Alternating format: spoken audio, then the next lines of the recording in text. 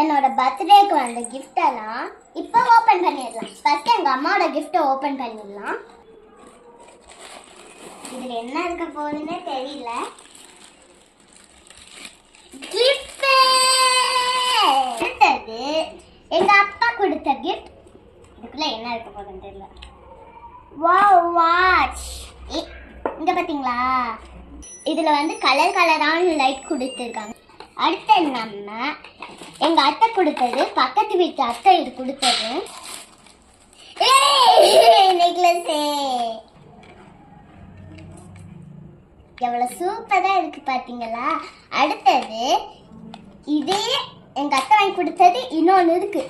இதுலயே நம்மளுக்கு தெரியற மாதிரி கொடுத்துருக்காங்க.